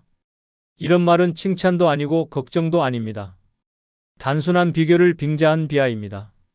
가장 기분 나쁜 순간은 내가 좋은 일이 생겼을 때입니다. 기대에 차서 이야기했는데 돌아오는 반응이 싸늘합니다. 뭐 그거 가지고 신났어? 그래서 그게 뭐? 나 같으면 더 잘했을 텐데. 나 때는 말이야, 그 정도는 기본이었어. 그 순간 깨닫습니다. 이 사람은 내가 행복해하는 걸 싫어하는구나. 나보다 못한 위치에서 위로를 받고 싶어 하는구나. 이런 사람과 계속 엮이면 어떻게 될까요? 내 자존감은 점점 깎이고 나도 모르게 위축됩니다. 내가 뭘 해도 부족한 것처럼 느껴지고 나의 작은 행복조차 스스로 깎아내리게 됩니다. 결국에는 그 사람이 내 머릿속에서도 계속 나를 비난하는 소리가 들립니다. 이걸로 만족해? 넌 원래 안 돼. 더 큰 문제는 이런 사람들은 절대 변하지 않는다는 것입니다. 나를 깎아내리는 것이 그들의 삶의 방식입니다. 본인이 남보다 뛰어난 사람이 아니라는 사실을 인정하지 않기 위해 다른 사람을 끊임없이 깎아내려야 하는 것입니다. 이들과 계속 어울리면 결국 나 자신까지 스스로 깎아내리는 사람이 됩니다. 그렇다면 답은 무엇일까요? 이런 사람과는 단호하게 거리두기를 해야 합니다. 그냥 넘겨듣자라고 생각하는 순간 그들의 말은 나의 자존감 속으로 파고들어 나를 갉아먹기 시작합니다. 어느 순간 나도 모르게 나는 원래 부족한 사람이야 라고 생각하게 됩니다. 그들의 말에 휘둘리는 순간 나는 그들의 감정 쓰레기통이 되는 것입니다. 이제는 더 이상 남이 정해놓은 틀 안에서 평가받을 필요가 없습니다. 내 삶의 기준은 내가 정하는 것이고 내가 만족하면 그게 최고의 삶입니다. 나를 깎아내리는 사람과 함께하면 절대 행복해질 수 없습니다. 내 행복은 나 스스로 지켜야 합니다. 아무리 외로워도 나를 깎아내려야 직성이 풀리는 사람과는 엮이지 마십시오. 나를 소중하게 여기는 사람들만 곁에 두어도 인생은 충분히 찬란할 수 있습니다. 네 번째, 술에 취해 본심을 드러내는 사람입니다. 아이고, 미안해. 내가 술만 마시면 말을 험하게 해서 그래. 에이, 농담이야. 술김에 나온 말이지 진심은 아니야. 이런 말 들어본 적 있습니까? 이런 말을 하는 사람의 공통점이 있습니다. 평소에는 얌전한 척, 착한 척, 다정한 척하지만 술만 들어가면 돌변한다는 것입니다. 평소에 꾹꾹 참았던 속마음을 술기운을 빌려 내뱉고 다음 날 되면 싹 모른 척합니다. 술에 취하면 그 사람이 진짜 어떤 사람인지 드러납니다. 평소에 온화한 척하지만 술만 마시면 남을 깎아내리고 험한 말을 퍼붓고 심지어 손찌검까지 하는 사람이 있습니다. 그리고 다음 날이 되면 태연하게 말합니다. 어제 내가 너무 심했지? 미안해. 내가 원래 그런 사람 아닌 거 알지? 아닙니다. 바로 그 모습이 그 사람의 진짜 얼굴입니다. 술을 마시면 본능이 드러난다는 말이 있습니다. 평소에는 가식으로 감춰왔던 악의와 본심이 그대로 튀어나오는 순간입니다. 그런 사람과 계속 어울리다 보면 어느 순간부터 내가 감정의 쓰레기통이 되어버립니다. 처음에는 그래, 술 마시다 보면 기분이 풀릴 수도 있지라고 이해하려고 합니다. 하지만 한 번이 두 번이 되고 두 번이 세 번이 됩니다. 결국에는 습관처럼 술만 마시면 험한 말이 튀어나옵니다. 너는 원래 그런 사람이야. 내가 너 같은 인간 만나서 참 피곤하다. 나 아니었으면 너 혼자서 뭐 했겠어? 이런 말을 듣고 나면 기분이 어떻겠습니까? 아, 저 사람 술만 취하면 저렇게 되니까 이해해야지. 이렇게 생각하십니까? 아닙니다. 그 사람은 술에 취해서 본심을 말하는 것입니다. 다만 다음 날이 되면 내가 한 말 기억 안 나라는 핑계로 모른 척할 뿐입니다. 가장 최악인 것은 이런 사람들은 절대 변하지 않는다는 것입니다. 어떤 사람은 술 마시고 기분 좋게 웃으며 사람을 즐겁게 합니다. 하지만 어떤 사람은 술 마시면 본성을 드러내고 남을 비하하고 심지어 폭력을 행사합니다. 이런 사람과 가까이 지내면 내 정신 건강이 망가질 뿐입니다. 그렇다면 어떻게 해야 할까요? 답은 간단합니다. 절대 엮이지 마십시오. 이런 사람과 계속 가까이 지내면 어느 순간 내 자존감은 바닥으로 떨어지고 내 삶의 질은 엉망이 됩니다. 가끔 착한 말을 한다고 해서, 가끔 미안하다고 한다고 해서 절대 착각하지 마십시오. 사람은 변하지 않습니다. 노년에는 더 이상 남의 감정을 받아주며 희생할 시간이 없습니다. 이제는 나를 위해 살아야 합니다. 술에 취해 본심을 드러내며 나를 상처 입히는 사람과는 단호하게 거리를 두십시오. 외로워도 이런 사람과는 엮이지 마십시오. 당신의 삶은 그 누구도 함부로 상처 줄 수 없는 소중한 것입니다. 다섯 번째, 끊임없이 나를 가르치려 드는 사람입니다. 내가 살아보니까 말이야, 내가 그걸 몰라서 그런데. 그렇게 하면 안 돼. 내가 해봐서 아는데 이게 맞아. 너 그러다가 나중에 후회한다. 내 말 들어. 살면서 이런 사람 꼭 한 명쯤은 만나게 됩니다. 남보다 조금 더 오래 살았다고, 한두 가지 더 경험했다고, 본인이 세상을 다 산 것처럼 군림하는 사람들입니다. 처음에는 경험을 나누고 좋은 뜻에서 조언하는 것처럼 들립니다. 하지만 시간이 지나면서 그들은 내가 하는 모든 행동을 평가하고 간섭하고 통제하려 듭니다. 이런 사람들의 특징이 있습니다. 절대 본인이 틀릴 수도 있다는 생각을 하지 않습니다. 오직 자기 방식이 정답이고 나머지는 다 틀렸다고 단정짓습니다. 그들에게는 내가 그때 이렇게 해서 성공했으니까 너도 이렇게 해야 해. 라는 논리가 있습니다. 문제는 세상은 변했고 사람마다 사는 방식도 다르다는 점을 모른다는 것입니다. 이런 부류의 사람과 대화해보면 점점 피곤해집니다. 처음에는 그래, 저 사람 나보다 경험이 많으니까 들어볼 만하지 라고 생각할 수도 있습니다. 하지만 한번 듣고 끝나는 게 아닙니다. 끊임없이 나를 평가하고 끊임없이 내 삶을 간섭하고 심지어 내 결정이 마음에 들지 않으면 노골적으로 비난까지 합니다. 내 말 들었으면 너 이렇게 안 됐어. 너는 왜 내 조언을 무시하냐? 아직도 그걸 몰라? 그렇게 살아서 어떻게 하려고? 그들의 말 한마디 한마디가 내 자존감을 갉아먹고 내 삶의 주도권을 빼앗아갑니다. 결국 내 인생인데도 내가 내린 선택이 점점 초라하게 느껴지고 나 스스로 자신이 없어집니다. 결국에는 혹시 내가 잘못 살고 있는 걸까? 라는 생각까지 들게 만듭니다. 더 큰 문제는 이런 사람은 절대 만족하지 않는다는 점입니다. 내가 어떤 선택을 하든 어떻게 행동하든 끝없이 지적하고 간섭합니다. 설령 내가 그들의 조언을 따라해도 결과가 조금이라도 예상과 다르면 그러니까 처음부터 내 말을 잘 들었어야지 라며 비꼬기 바쁩니다. 그렇다면 이런 사람을 어떻게 해야 할까요? 방법은 하나입니다. 거리를 두고 적당히 흘려듣는 것입니다. 이런 사람은 절대 변하지 않습니다. 본인이 옳다고 확신하는 사람에게 세상은 당신 생각처럼 단순하지 않다고 아무리 설명해도 그들은 이해하지 못합니다. 오히려 내 태도를 문제 삼고 요즘 사람들은 말을 안 듣는다라며 더 강하게 개입하려 듭니다. 노년에는 이제 더 이상 남이 정해준 방식대로 살 필요가 없습니다.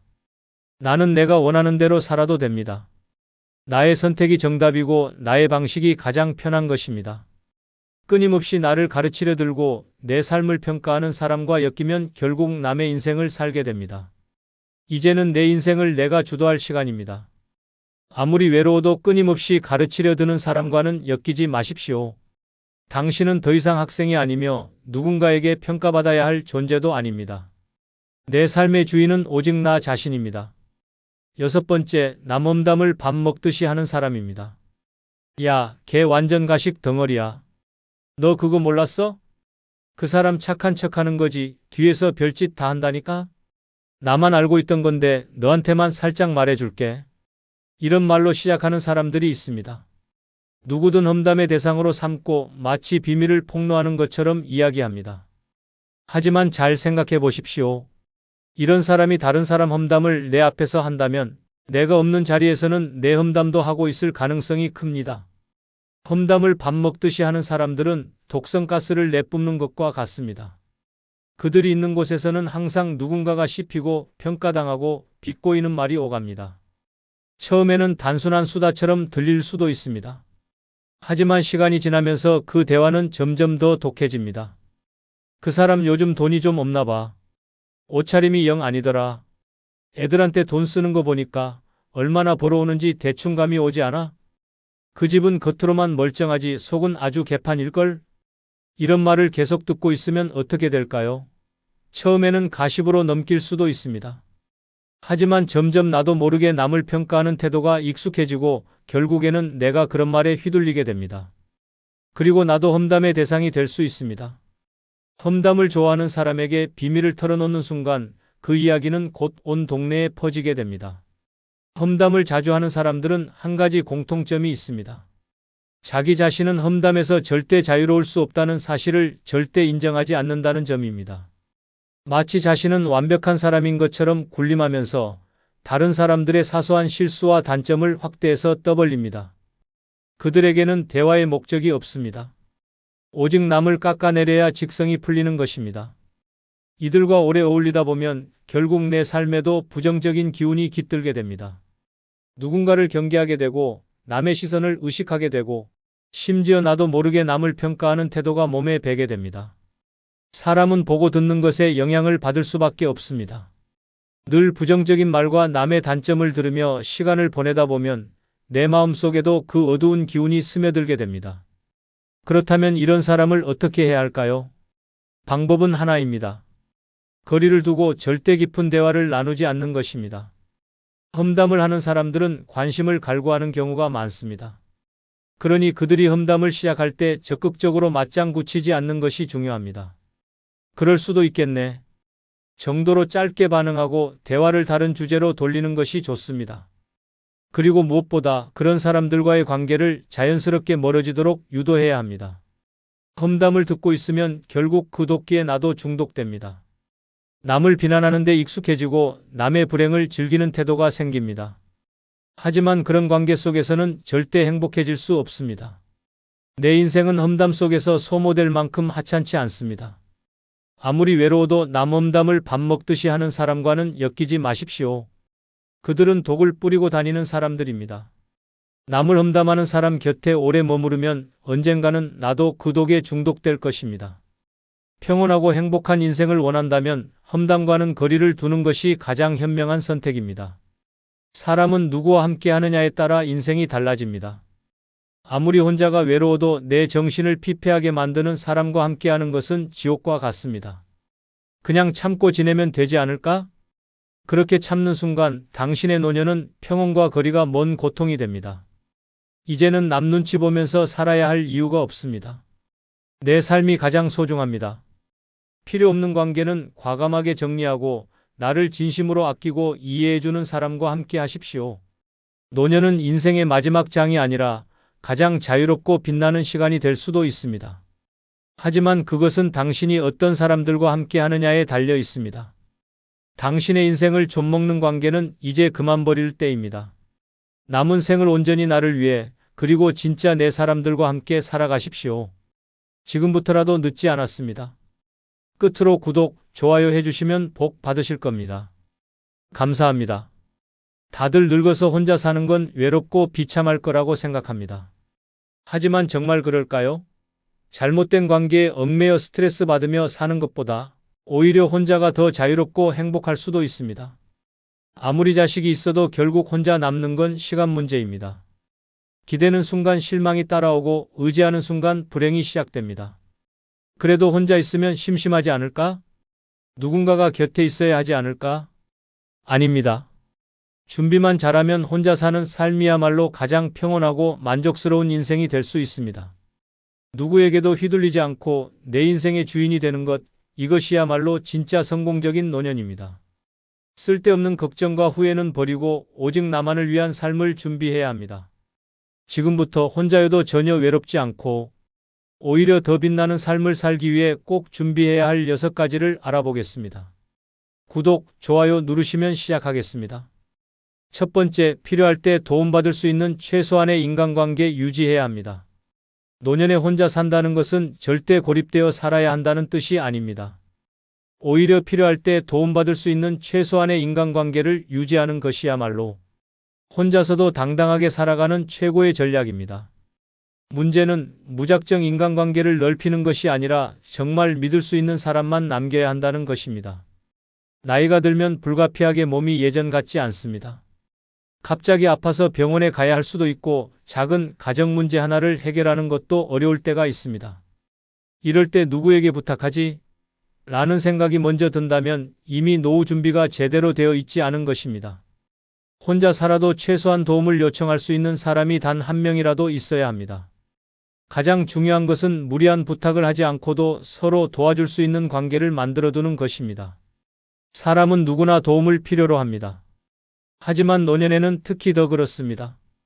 문제는 이 도움을 받을 사람이 없으면 결국 낯선 사람에게 돈을 주고 해결해야 하거나 극도의 외로움과 무력감에 빠진다는 점입니다. 자식이 있으면 되지 않나? 라고 생각하는 사람도 많습니다. 하지만 기대하지 마십시오. 자식들은 각자의 삶이 있습니다. 물론 필요할 때 도와주겠지만 내 인생의 모든 문제를 해결해 줄 것이라는 환상은 버려야 합니다. 자식이 없거나 있어도 멀리 사는 경우에는 더욱 그렇습니다. 그렇다면 누구에게 기대해야 할까요? 첫째, 가까운 이웃과 친밀한 관계를 유지하십시오. 같은 동네에 사는 사람들과 가끔 안부를 나누는 것만으로도 큰 힘이 됩니다. 갑자기 쓰러졌을 때 문 앞에서 오랜 시간 연락이 없다는 사실을 인지해 줄 사람조차 없다면 그야말로 외로운 삶입니다. 둘째, 비슷한 연령대의 친구를 남겨두십시오. 나이가 들수록 공통된 관심사를 나눌 수 있는 친구가 있으면 훨씬 건강하고 안정적인 노후를 보낼 수 있습니다. 가끔 함께 식사를 하거나 커피 한 잔 마실 수 있는 관계는 노년의 외로움을 덜어줄 뿐 아니라 서로에게 필요한 순간에 큰 힘이 될 수 있습니다. 셋째, 사회적 네트워크를 만들되 적당한 거리감을 유지하십시오. 너무 깊이 엮이면 오히려 피곤해질 수도 있습니다. 하지만 가끔 연락하고 도움을 요청할 수 있는 사람 몇 명 정도는 있어야 합니다. 노인 모임, 평생 교육 프로그램, 봉사활동 등은 새로운 인연을 만들기에 좋은 방법입니다. 넷째, 의료진과 신뢰관계를 형성하십시오. 정기적으로 다니는 병원의 의사, 간호사와 친밀한 관계를 유지하는 것은 필수입니다. 갑작스러운 응급 상황이 발생했을 때 어디로 연락해야 할지, 누구에게 도움을 요청할 수 있을지 미리 정해두는 것이 중요합니다. 노년에 혼자 사는 것이 두려운 것이 아닙니다. 진짜 두려운 것은 완전히 고립되는 것입니다. 최소한의 인간관계만 유지하면 누군가에게 기대지 않고도 내 인생을 스스로 지켜낼 수 있습니다. 혼자가 되어도 당당하고 편안한 삶을 살기 위해 지금부터라도 내 곁에 남겨야 할 사람들을 선별해야 합니다. 두 번째, 고독사를 대비해 정기적으로 연락할 곳 정해 두어야 합니다. 노년을 혼자 살아가는 것이 두려운 것이 아닙니다.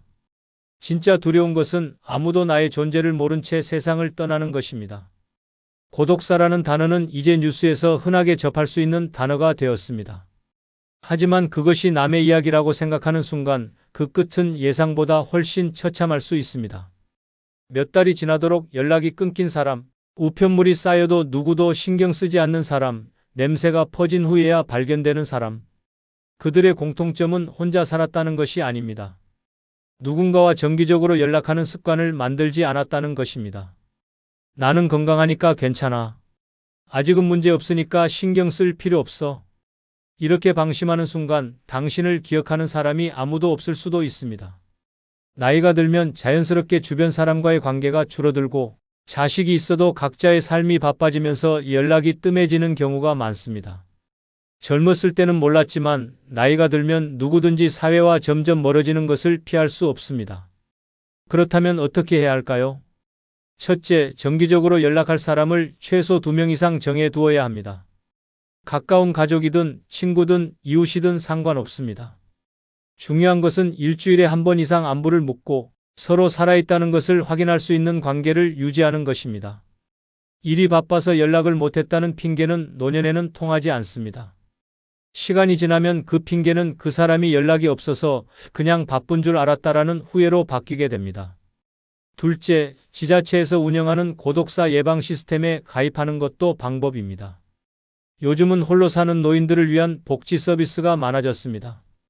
정기적으로 안부 전화를 해주는 서비스, 위급 상황 시 자동으로 연락이 가는 스마트 장비 등이 있습니다. 혼자 사는 사람이라면 반드시 이런 시스템을 활용해야 합니다. 셋째, 생활 반경 내에서 도움을 줄 수 있는 사람과 신뢰를 쌓아야 합니다. 가까운 병원의 의사, 약국의 약사, 자주 가는 가게의 직원과도 가끔 안부를 나누는 것만으로도 내 존재를 기억하게 만들 수 있습니다. 작은 습관이지만 이런 관계가 쌓이면 예상치 못한 순간에 당신을 지켜주는 버팀목이 될 수도 있습니다. 넷째, 택배나 신문 같은 정기적인 배달 서비스를 이용하는 것도 좋은 방법입니다. 매주 일정한 날에 택배나 신문이 도착하면 배달원이 이상을 감지했을 때 빠르게 조치를 취할 가능성이 높습니다. 고독사는 갑자기 찾아오는 것이 아닙니다. 사소한 단절이 쌓일 때 발생하는 것입니다. 마지막으로 핸드폰 비상 연락망을 설정해 두는 것도 중요합니다. 응급 상황이 발생했을 때 자동으로 연락이 가는 시스템을 만들어 두면 최소한 갑작스러운 사고를 대비할 수 있습니다. 또한 평소에라도 하루에 한 번은 연락할 수 있는 사람과 메시지를 주고받는 습관을 들여야 합니다. 고독사는 운명이 아닙니다. 준비하지 않으면 누구에게나 찾아올 수 있는 현실입니다. 지금부터라도 정기적으로 연락할 곳을 정하고 나의 존재를 확인해 줄 사람을 만들지 않으면 안 됩니다. 마지막 순간까지 존엄한 삶을 살기 위해서는 반드시 누군가와 연결되어 있어야 합니다. 혼자 살아도 절대 잊혀지지 않는 사람이 되기 위해 지금 당장 실천해야 합니다. 세 번째, 죽음에 대한 두려움을 줄이고 자연스럽게 받아들여야 합니다.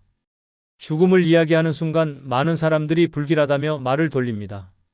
하지만 그것이 우리에게서 멀어지는 것이 아닙니다.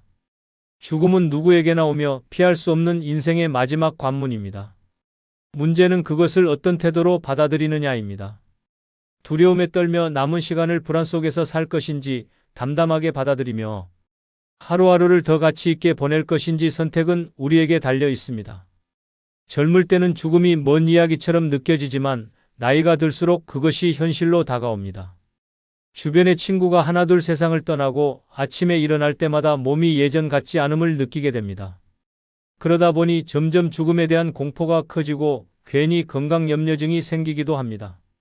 하지만 죽음을 무서워한다고 해서 피할 수 있는 것이 아닙니다. 오히려 그것을 자연스럽게 받아들일 때 노년의 삶이 훨씬 더 자유로워질 수 있습니다. 죽음을 받아들이는 가장 좋은 방법은 남은 삶을 더 의미 있게 살아가는 것입니다. 많은 사람들이 죽기 전에 하고 싶은 일 목록을 만들어 보라고 하지만 실천하는 사람은 드뭅니다. 왜냐하면 사람들은 늘 시간이 있을 거라고 착각하기 때문입니다. 하지만 우리는 정확히 언제 마지막을 맞이할지 알지 못합니다. 그렇기 때문에 하고 싶은 일이 있다면 지금 당장 해야 합니다. 미루는 순간 그 일은 영원히 하지 못한 후회로 남게 됩니다. 죽음이 두렵다면 먼저 그것을 자연스럽게 대하는 연습이 필요합니다. 지금까지 우리는 죽음을 부정하고 회피하는 문화 속에서 살아왔습니다. 하지만 서양에서는 죽음 명상이라고 해서 자신의 장례식을 떠올려보며 삶의 의미를 되새기는 방법을 활용하기도 합니다. 이렇게 하면 죽음이 끝이 아니라 오히려 남은 시간을 소중하게 만들 기회가 된다는 것을 깨닫게 됩니다. 또한 나의 죽음을 준비하는 과정도 중요합니다. 법적으로 남겨야 할 유언을 정리하고 장례 방식에 대한 나의 의견을 미리 기록해 두는 것도 좋은 방법입니다. 자녀들에게 부담을 주고 싶지 않다면 사전에 연명의료 거부 신청이나 장례 절차를 스스로 정리해 두는 것도 현명한 선택이 될 수 있습니다. 죽음을 준비하는 것이 꼭 어두운 일이 아닙니다. 오히려 그것은 내 삶을 스스로 정리하고 마지막 순간까지 존엄을 지키기 위한 과정입니다. 죽음을 두려워하지 않는 또 하나의 방법은 마음의 짐을 덜어내는 것입니다. 많은 사람들이 세상을 떠나기 전에 가장 후회하는 것이 바로 용서하지 못한 사람, 풀지 못한 감정, 말하지 못한 사랑입니다. 미워했던 사람을 용서한다고 해서 반드시 만나야 하는 것은 아닙니다. 그저 내 마음속에서 그 감정을 내려놓고 후회 없이 떠날 수 있도록 정리하는 것이 중요합니다. 삶과 죽음은 결국 하나입니다. 우리가 삶을 사랑하는 만큼 죽음도 자연스럽게 받아들이는 연습을 해야 합니다. 죽음을 생각한다고 해서 삶이 더 불안해지는 것이 아닙니다. 오히려 그것을 직시할 때 남은 시간을 더 풍요롭게 만들 수 있습니다. 죽음을 두려워하지 않는 사람만이 진정으로 자유롭게 살아갈 수 있습니다. 그러니 오늘 하루도 두려움이 아니라 감사한 마음으로 살아가야 합니다. 마지막 순간을 후회 없이 맞이하기 위해 지금부터라도 남은 삶을 더욱 가치 있게 만들어야 합니다.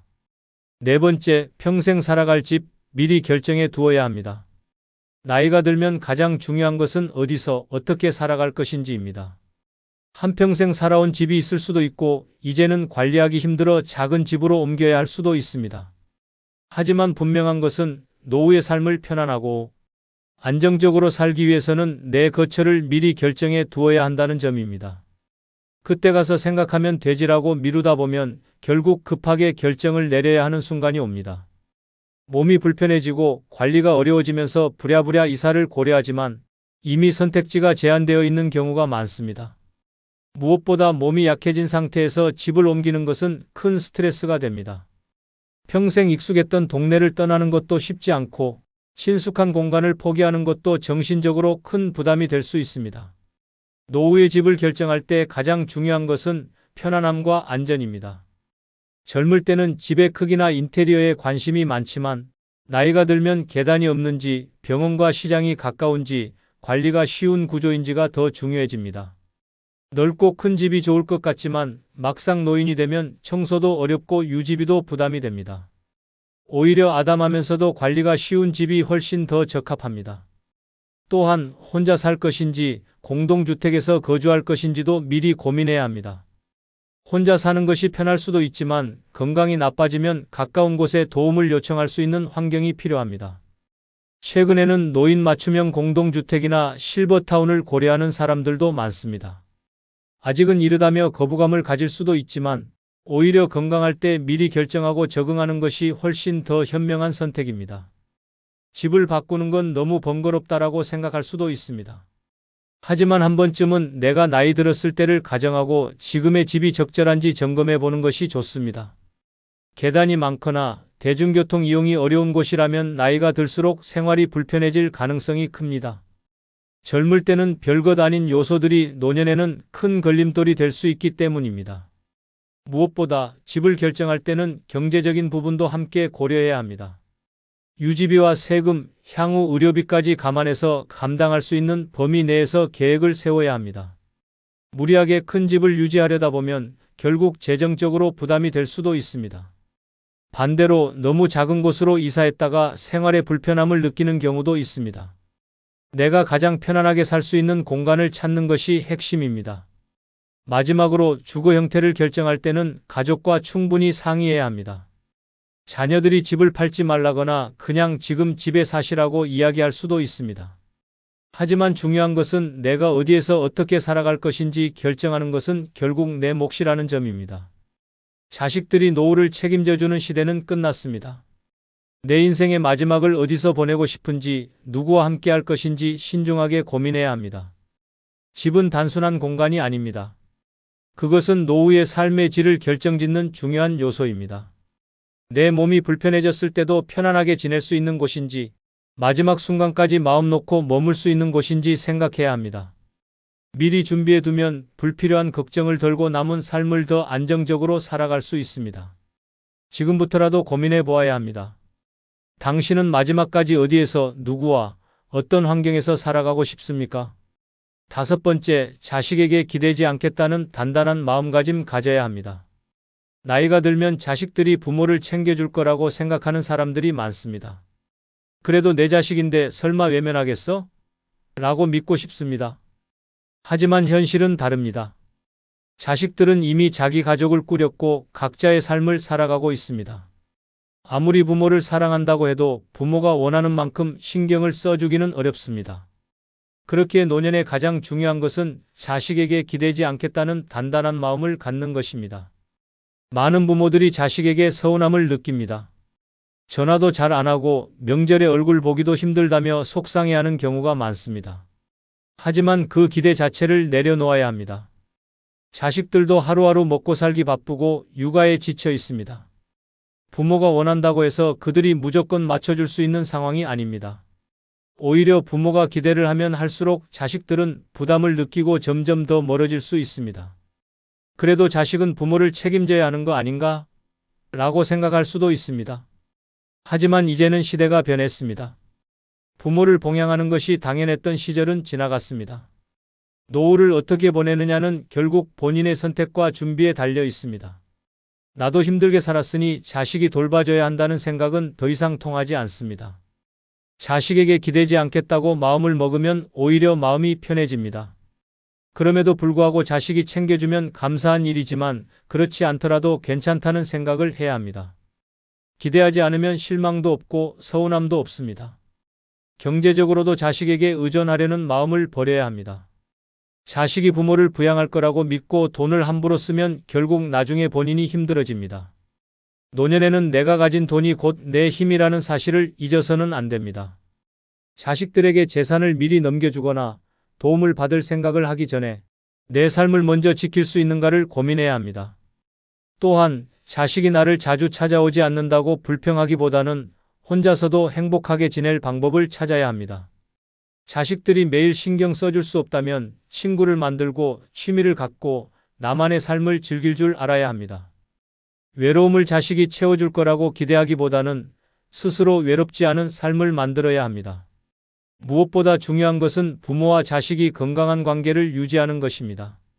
자식에게 의존하려 하면 할수록 자식들은 부담을 느끼고 점점 멀어지게 됩니다.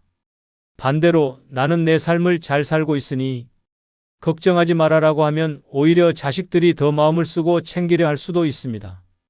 기대하지 않는 것이 자식을 원망하지 않는 길입니다. 자식에게 집착하는 순간 부모와 자식 모두 불행해질 수 있습니다. 차라리 기대를 내려놓고 스스로 행복할 방법을 찾는 것이 더 현명한 선택입니다. 내 인생은 내가 책임진다는 강한 마음을 가지십시오. 자식에게 기대지 않는다고 해서 불행한 것이 아닙니다.